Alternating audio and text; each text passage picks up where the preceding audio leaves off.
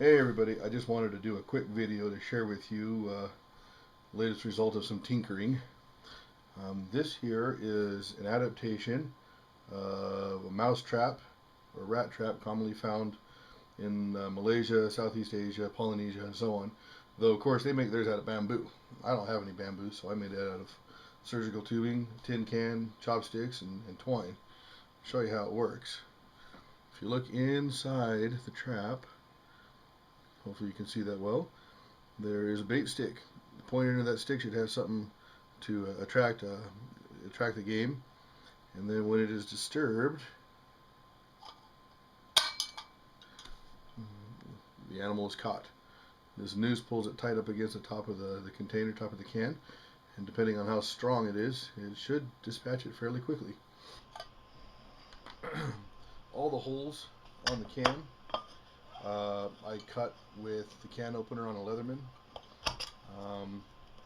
Everything here was just made in about half an hour with just scrap and pieces from around the house. I'll show you how it's set real quickly. Basically, you have your toggle right here, which is attached to either a springy green stick or, in my case, a surgical tubing. And actually, we turn it around a little bit easier this way.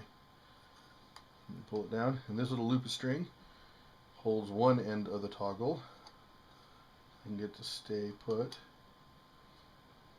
And that kind of makes it into a lever right there.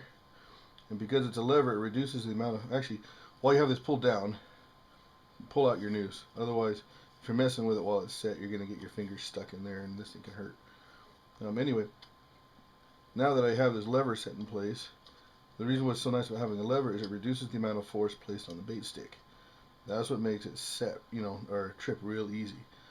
Actually, I should show you this first.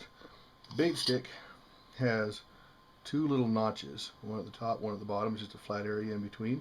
This part hooks against the inside of the can, and then the toggle fits on the top notch to hold in place. Let me see if I can adjust this thing.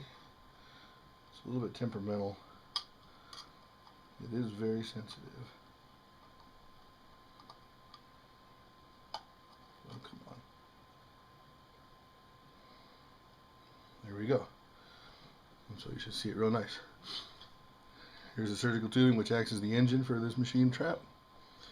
Here we have the toggle. Toggle is tied to the surgical tubing. We have this little piece of loop string right here, which turns it into a lever.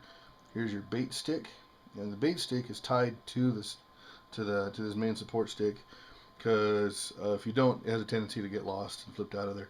Now the bottom of the trap has a sharpened peg, which is just this stick continuing all the way through, as you can see. And the point of that is to be able to jam that stick into the ground, and so it keeps the trap upright and keeps it in place should you catch a big rat that wants to run off with it. And so there you have it.